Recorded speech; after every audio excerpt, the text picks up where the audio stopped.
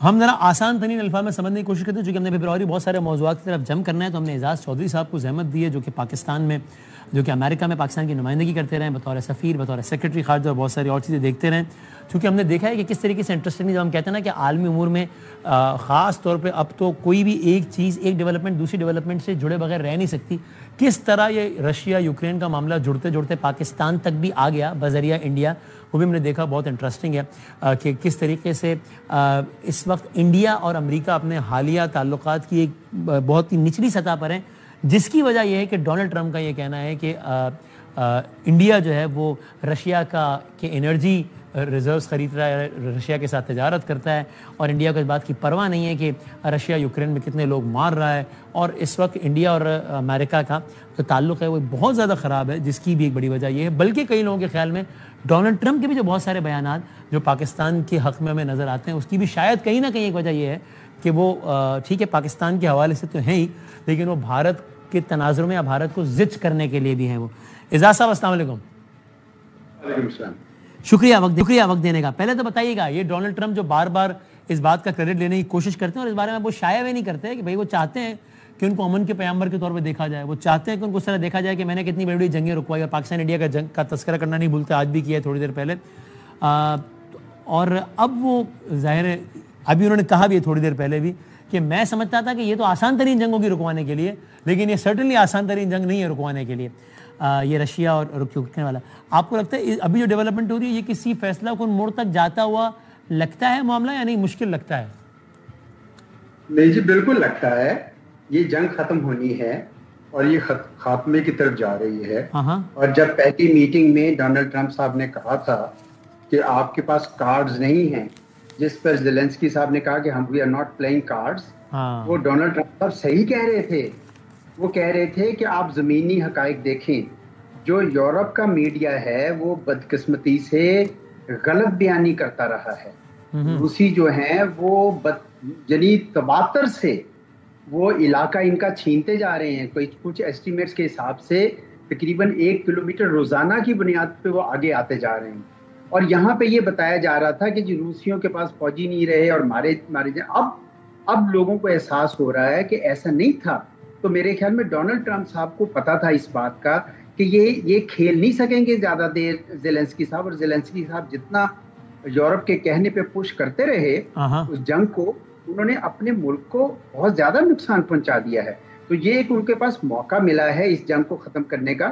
2-3 وہ مانگتے ہیں ڈونلڈ پیوٹن صاحب، وہ کہتے ہیں جی آپ نیٹو میں شامل نہ ہوں اور یہ اس کا اقرار کریں اور کوئی اس کا گارنٹر بیٹھے، امریکہ بیٹھے، یورپ بیٹھے اور گارنٹیز دیں کہ یہ نیٹو میں نہیں آئیں گے، تو وہ تھوڑی تسلی رکھیں گے. دوسرا یہ کہ آپ کرائمیا کو دوبارہ نہیں مانگیں گے، اور ڈون باس اور مشرقی یوکرین کا علاقہ بھی نہیں ہوگا، بلکہ یہیں پہ سے جہاں سیز فائر ہوگا وہ سیز فائر لائن، یعنی سیز فائر اب نقطۂ انتہا بن گیا ہے، نقطۂ آغاز نہیں رہا. تو میں سمجھتا ہوں کہ زیلنسکی صاحب کے پاس ایک نادر موقع ہے. یہ یورپینز کے بہکاوے میں تقریباً آئے رہے، اور یورپینز جو ہیں وہ جنگ ان کے کندھے پر رکھ کر روس کو کمزور کرنے کی کوشش کر رہے تھے، جبکہ اپنے تو نہ ٹروپس دے رہے تھے نہ کچھ اور دے رہے تھے. تو میں سمجھتا ہوں کہ ڈونلڈ ٹرمپ صاحب کی جو حکمت عملی تھی وہ کم از کم اس جنگ میں یوکرین کے حق میں جائے گی. اگر وہ اس جنگ کا خاتمہ چاہتے ہیں اور اپنے ملک کا مزید ڈسٹرکشن سے بچانا چاہتے ہیں، تو ان کو چاہیے کہ یہ اس وقت یہ ڈیل جو بنتی نظر آ رہی ہے اس کو لے لیں. ویسے ویری انٹرسٹنگلی آپ دیکھ رہے ہیں ابھی جب میں آپ سے بات کروں اعجاز صاحب، تب بھی یہ تھوڑی دیر پہلے کی جو ڈیولپمنٹ ہے حماس کے حوالے سے، اس پر بھی یعنی کہ اپڈیٹس چل رہی ہیں کہ لگتا اب آئی ڈونٹ نو، اس پہ بھی آپ تجزیہ دیجیے گا، اور پھر مصدق ملک صاحب کو بھی ہم جیسے کنیکٹ کرتے ہیں ان سے بھی ذرا میں کہوں گا کہ ذرا اسی پہ میں اپنی اوپینین دیں. وہ یہ کہ غزہ جنگ بندی میں مصر اور قطر کی جو ثالثی کی کوششیں ہیں وہ بھی کوئی بظاہر فیصلہ کن موڑ میں داخل ہوتی نظر آ رہی ہیں. یہ ایسا دعویٰ ہے، ایسا کہنا ہے کہ حماس نے مصر اور غزہ کی جو کاوش ہے، جو ثالثی کی پیشکش ہے، تجویز کر دی، وہ منظور کی ہے.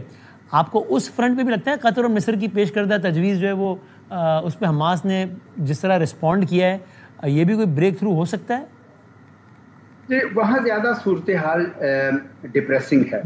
اس کی وجہ یہ ہے کہ حماس کے ہاتھ میں بالکل ہی کوئی پتے نہیں ہے. یہ یاد رکھیے کہ انٹرنیشنل پالیٹکس میں جو زمینی حقائق ہیں نا وہ میٹر کرتے ہیں. کہ کیا آپ دیکھیں نا، اگر پاکستان نے 10 مئی کو وہ نہ کیا ہوتا جو اس نے کیا، تو اب تک خدا جانے کیا ہو چکا ہوتا.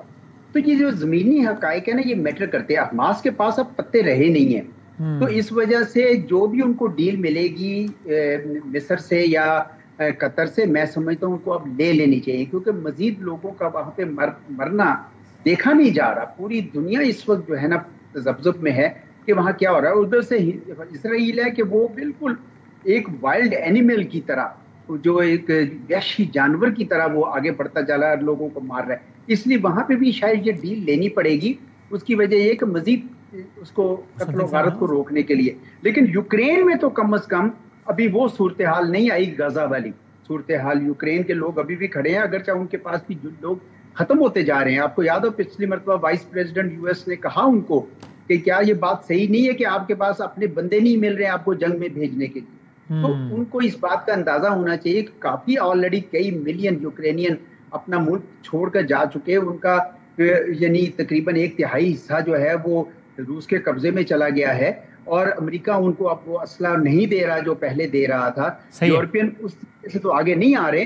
تو اگر کچھ میزائل دے دیتے ہیں یورپین اور یہ ان کی طرف پھینک بھی دیتے ہیں روس کی طرف، صرف یہ بتانے کے لیے کہ ہم ابھی زندہ ہیں اور جنگ میں جاری ہیں، لیکن اس سے ان کو نقصان زیادہ ہوگا. تو میں سمجھتا ہوں کہ ابھی جو ڈیل ان کو مل رہی ہے وچ از بیسیکلی کہ جی ٹھیک ہے آپ گارنٹیز دے دیں کہ ہم نہیں جائیں گے اس کی طرف اور نیٹو کی طرف، اور جو بھی اب سیز فائر لائن بنے گی اس کو وہ مانیں گے. تو میرے خیال میں ان کے لیے ابھی بھی شاید یہ بہتر آپ کو قریب نظر آ رہا ہے. میں ذرا مصدق صاحب